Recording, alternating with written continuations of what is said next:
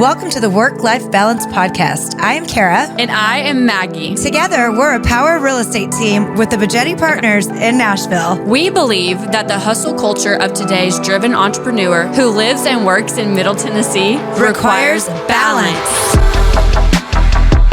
Hey guys, welcome back to Work-Life Balance with Kara and Maggie. Hello, welcome back. So today, I know, it's like, another day, another podcast. So what we thought today's conversation might be about is Zillow and the pros and cons and, why people are buying leads versus why you should, why you shouldn't. I don't know, all the things about Zillow. So for sure. I don't know, maybe it's interesting, maybe it's not. I don't. Yeah, well, we've been doing Zillow now. You were in Zillow before I got here, but now it's been about a year. Yes. So I think that's a good point to kind of see exactly how it's turned out for us and be able to speak on it. So I think I've told you before, when you have like your networking already set up and in place and you're growing your business in the community you're in, you don't really depend on paying for leads, right? Leads start to come, referrals start to come, and that's how your business is based. So when I took the leap and moved to Nashville, I didn't know anybody, right? It was John and I and the kids and no family or friends. So I really didn't have anybody to start me in getting my group of my sphere of influence, or any of that stuff together. So I decided to make the decision. As if you were starting fresh. Yeah. Which was super weird to me. Because I'm like, oh my God, that's kind of humbling in a weird way. I know. I have to pay for leads now. It is humbling because you had been in at that point, at least 19 years? 18 years. Yeah, 18 years, yeah. At least you had some of your family relocating with you too to kind of get the ball rolling while you were here. No? Or did you just convince them on the way? Mom and Dad bought that investment property. That was, but besides that, I got connected with California buyers. So that helped. Okay. People that are moving from California and moving to the Franklin area. My ball started kind of rolling, and that is becoming, a referred agent for those people. Right. So that helped. Besides that, to actually start to grow your business, I decided to invest in Zillow. And for everybody that's done it or knows anything about it, it's very pricey, and it's a commitment. And so basically you're talking scary. Thousands of dollars. You can go in little, but you get little return back. But the little is not even a little. It's not like you're just throwing $100. It's minimum probably $500 a month. Or maybe a lead a month. Yeah. And that's maybe a qualified lead, maybe not a qualified lead. So definitely a toss up there. Yes.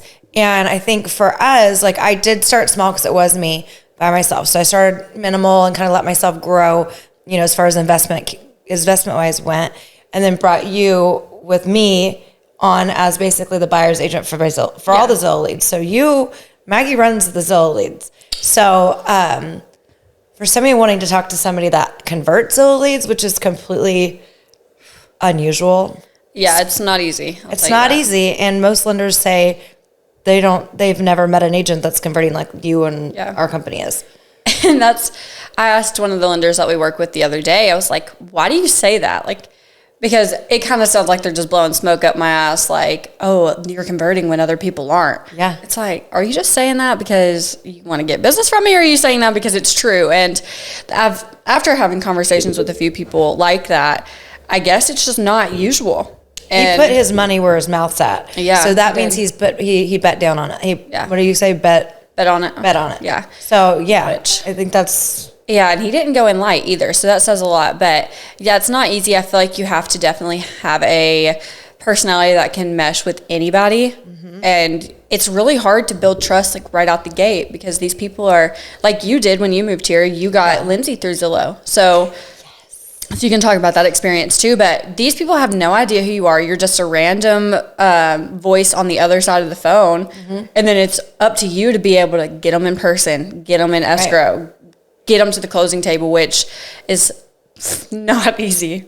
Well, and most of them, like you said, don't come qualified. Yeah. So we have I'd say about 85% don't. Right. And maybe 10% of those people are just surfing the internet that day, right? And they're just looking at property. So, and those count as a call. Yeah. So unfortunately, just for people that don't understand Zillow, in a 411 real quick way. Yeah. You're say you're allotted 5 calls a month because that's your investment, that's your ROI, whatever. So they give you a percentage, a voice percentage. Yeah. If you get a person that calls and it's just hey, mom, my parents used to live in this house, which has happened to us. It has. My parents, and I just want to view it this weekend. Well, damn it, that just took one of my leads away that I'm paying for. I totally forgot about that one. Yeah. Or how about oh my God. We have so many Zillow stories, like all of the crazy stories that we could probably both tell. Every single one of them have come from Zillow because you don't know who you're going to get. It's not like it's your best friend down the street that you're selling a house to and you've known them your whole life. I know. You literally have no idea who these people are. I think we shared that story. Did we not share it on the funniest stories of 2022? Which one? Oh, the guy that made me sit out there forever? Is that what you're talking about? No, the guy that thought we were an adult video. Oh, I think we did. Yeah, but somebody wanted us to be porn stars. Or that they saw us in a yeah. Oh my God. Yeah, that's what it was. He said that I don't remember if he filmed saw with us. Yeah, I don't know if it was your photo or mine, but it's mine because it's the one that's on the damn premiere. And I'm like, no. Somebody has seen Kara in a porn. Just kidding. Side note, never been in one. But anyway, continue. Oh my God, that was so funny though. But it was like all this dialogue with this guy who thinks that we were in a video together at some point in his life. It's like, no. And again, you asshole, you just took money away from me because you now thanks considered for taking our a money. lead. Yeah.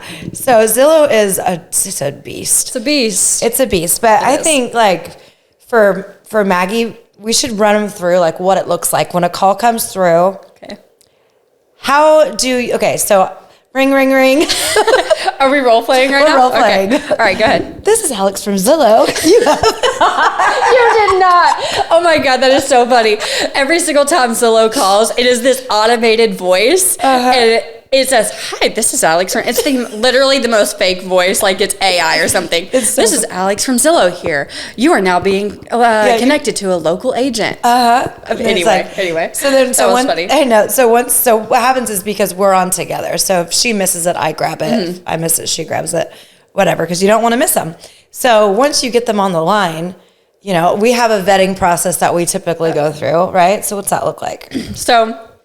I mean, whenever Zillow calls, it shows up on your phone just as a normal phone call from, I have it $$ Zillow. Yep. And every time you answer, it prompts you to open the app and press connect, and it'll show you their name, their phone number, their email, and what property they're calling on. Yep. And then it'll kind of tell you what they're inquiring about, like if they want a showing or if they just have a question. But I kind of treat every single one as if I don't know why they're calling. I just know what property they're calling about. Okay. Because that kind of provokes them to give you more information. Sure. Rather than you just being like on a one-track mind trying to get them to a property. Yep. I feel like I've gotten a lot more information from them that way. But yeah, they call them just like, hi, this is Maggie with the Bogetti Partners. I see you're looking at 123 Banana Street. And how can I help you today? And I usually say their name like, hi, John, how are you doing today? And then go into that spiel. So it's more personable. But then they'll kind of just start going on a rampage. Or you'll have some that want to give you like zero information. Yeah, but you have teeth. Yeah, I don't know if it's the psych background, but I never ask like yes or no questions. Unless it's like, are you pre-qualified or have you talked to a lender yet? And that's an easy yes or no. Yeah. But the few things that I make sure I know by the end of the phone call is, are they qualified? Yes or no?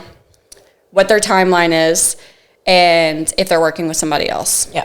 And that's always like a touchy subject to ask because you don't want to be like, okay, work with me today. You don't want them to feel because you want to earn their trust. Yeah. Yeah. So you don't want to feel pushy, but at the same time, it's like everybody knows how real estate is. You don't want to step on somebody else's toes. So I always ask like, hey, are you working with somebody else? I just don't want to, get in the way of that if you already have a prior relationship. So right. And it typically goes well. And I think like from that point.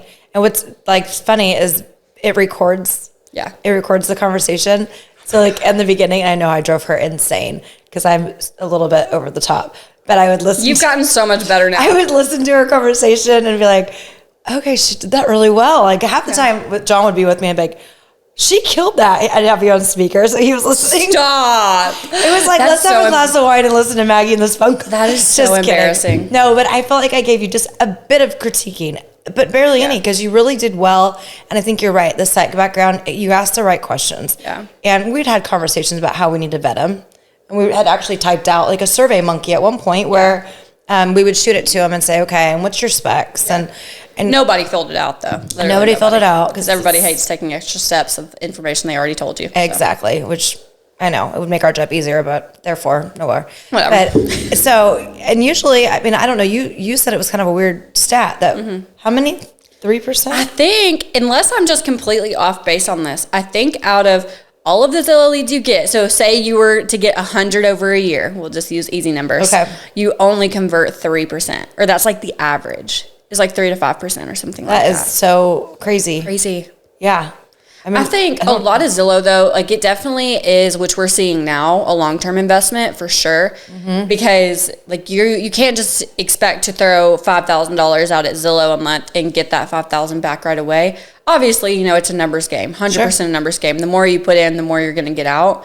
But we're closing leads now that we got last August, last July. So it really takes time to come back around for a lot of them. Yeah, and it's almost like, and then we'll have one that we got a call in yesterday and we were an offer in last night. Yeah. Actually, 2. Yeah.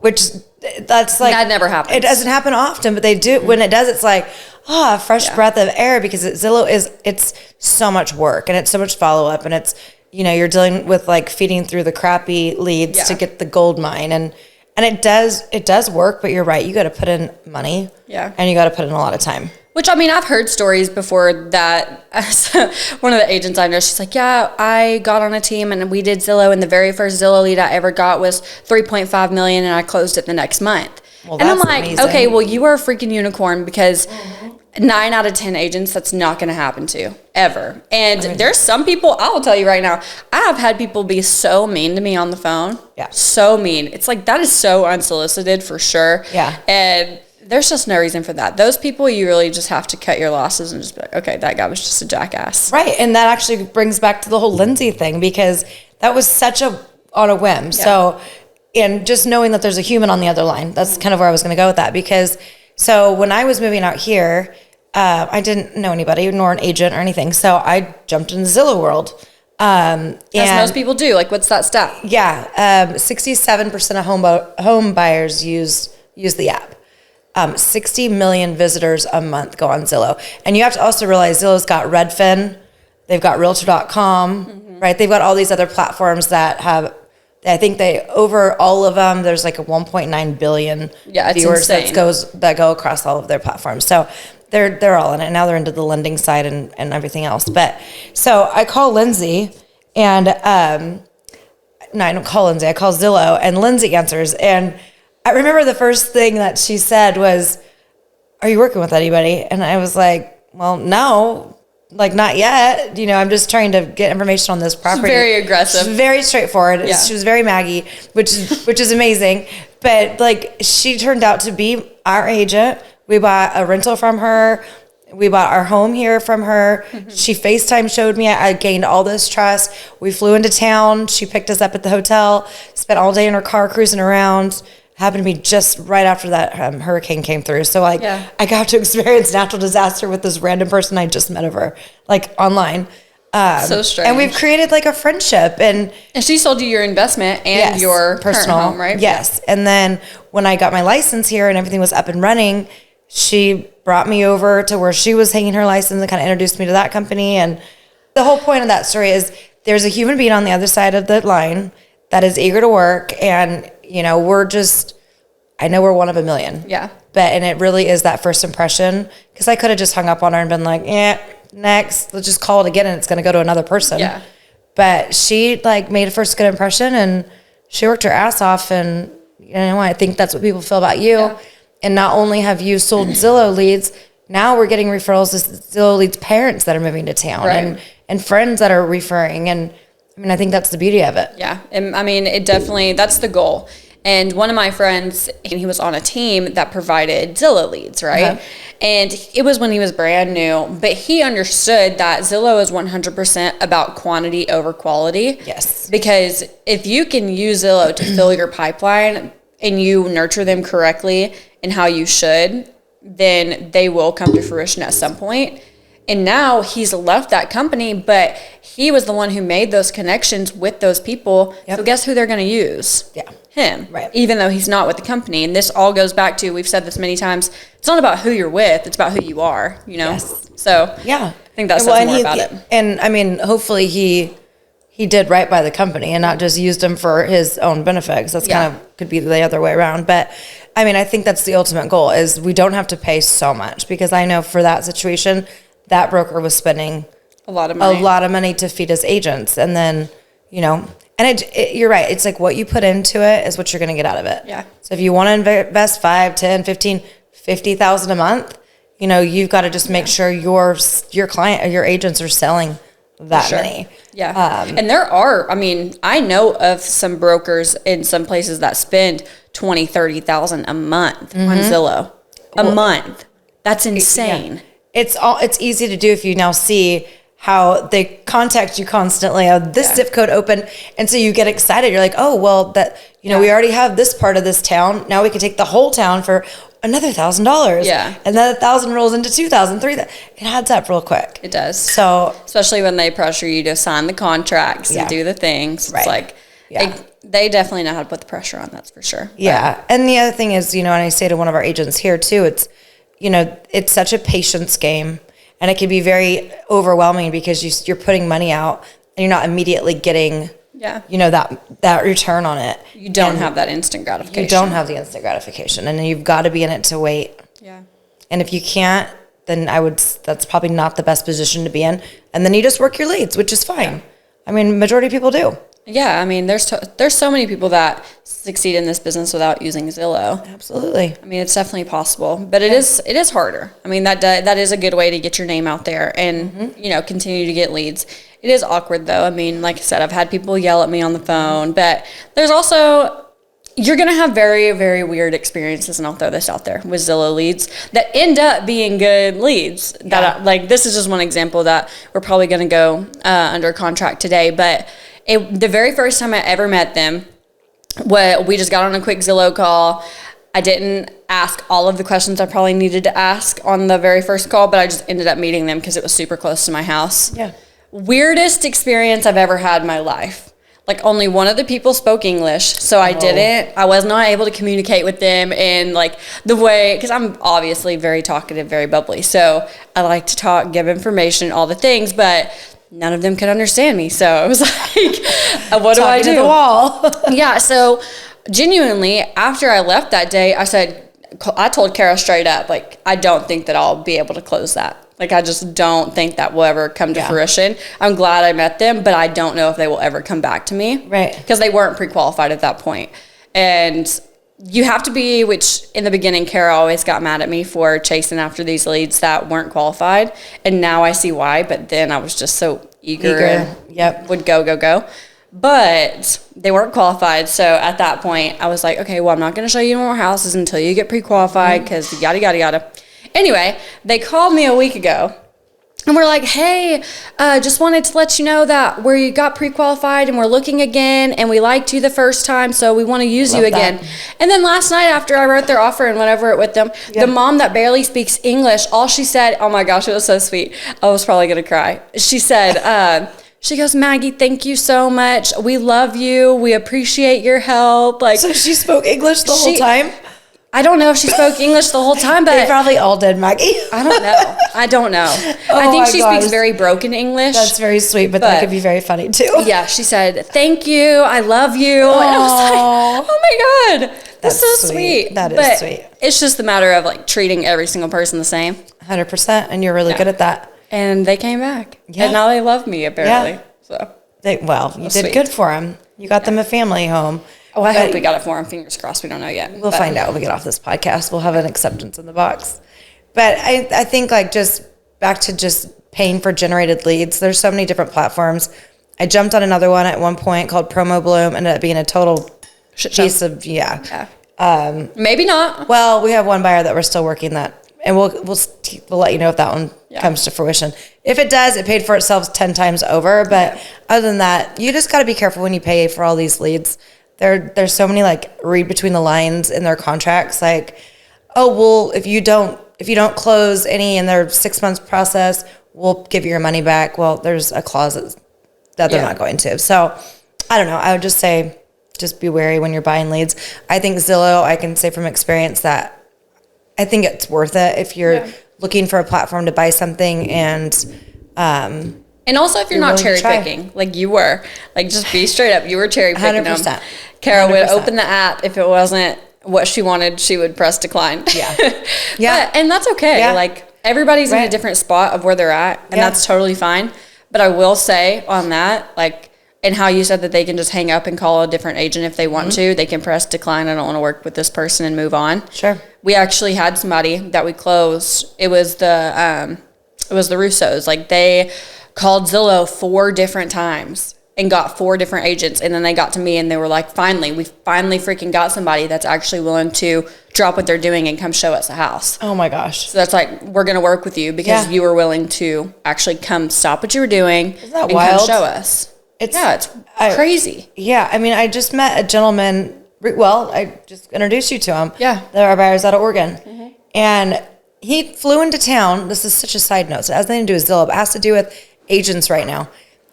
He flew into town, tried 4 agents to show him property. And I'm not talking like a couple $100,000 property. We're talking millions. They're like between the 1 and 2 in that range, right? And he couldn't get anybody to call him back. I run into him, shockingly, at a bar. And we just start talking over Hudson's ice cream. And I mean, we're going to be his agent. They're relocating here. And he was like, are you kidding? I'm like, no. There's no drive. Like, where's the drive? These agents who had all this stuff fall on their lap last year when the market was like super insane hot and easy and you didn't have to work for it. Now those agents have, 1, fallen off, or 2, they made money last year. They don't care this year. I mean, I don't understand it. Because guess what? Make hay when the sun's out. Because the sun's not always out, you know? And you just like, I don't know. I feel like that's just not the way we run business. No. And so when we texted him right away, he was like, well, you weren't joking. Yeah. You weren't joking. Your team's on it. I'm like, absolutely. For sure. Yeah. And I mean, he even was, because he texts me all the time, just like here and there, if he sees something that he likes and just comments on stuff. But I said, well, when you come back out, because I think he's supposed to come in July, I was like, just let us know your time and days and we'll drive you around. We'll go actually see some stuff. And he's like, well, are you going to bail on me like the last person did? The guy literally told him that he was going to meet him. And then the day that he got here from freaking Oregon, canceled on him. Yeah. And then tried 2 or 3 others after that and shined him. It's like, I don't know. Anyways, total side note. Again, with the Jetty partners, you don't have that issue. No. None of us here are like that. I wouldn't say all paid lead gen services are good, though. I mean, there's a lot of them that are really shady. Like you'll see Facebook ads, which I know Facebook ads do work for people, but I think it's more, they work better if you're doing some kind of e-commerce, like if you're selling something rather than if you're trying to capture leads.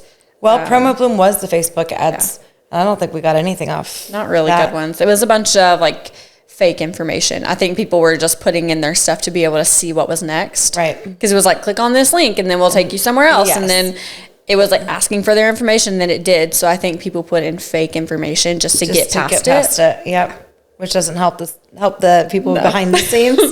No, but that's okay. Right now. Anyways, we just want to jump on today and talk a little bit about our experience with Zillow and paying for leads. No judgment on it. Like I totally thought that was just like, oh my God, like who does that? You're having to pay for your business. Like I had maybe a stigma about it that I clearly am over. I see the profitability of it. I also see the risk, but with the risk, you have reward, right? And I'm willing to put my leg out there, my hand out there, my foot out there for it. Yeah. But you really, like, we've met some really great people. We really have. Like there are some really bad ones that people will be mean to you and ignore you and tell you that they have no interest in working with you, which is fine. Yeah. You're always going to get those people. There's some that you're going to get that are really nice, really sweet, and then they don't come to fruition. Mm-hmm. And there's going to be some that are super, super great. Yeah. And like the one that we close next week, I actually am like becoming friends with them. So you've went out to cocktails with a few of our Zillow leads. Yeah, I have actually. She has. I have. I become friends with these people. It's like Maggie's friendship. She's like her friendship line. Yeah. My paid friendships. Paid friendships. Kara's buying me friends. Yes. Kind of like a sorority. No judgment there. It's like a sorority. It's like a Tinder for friends. Yeah. A Tinder for clients and friends. A win-win, I guess. Can you swipe on that? Maybe not for them. Some of them definitely probably would have swiped left on me. Well, cheers to you, because I attribute a lot of the success of Zillow to you, because you work your ass off. Well, I attribute my success to you, so I guess it's twofold. We love each other, and we're not going to make out on camera. I know, it's like we have a special love for each other. It's a Kara and Maggie love fest all the time. Oh my gosh. All right, well, hopefully you got a little info from that, and stay tuned for more episodes to come. All right. Till next time, like, share, subscribe, all the good stuff. Insurance should never be a hurdle when purchasing a home. It's one of the most important purchases of your life and should be handled with proper care. Whether that be your first home purchase or the next addition to your portfolio. Reach out to the Sally Insurance Agency with Shelter Insurance for a free consultation so you are confident that you are protected when it matters the most. Call Shay and Sally at 865-671-6451.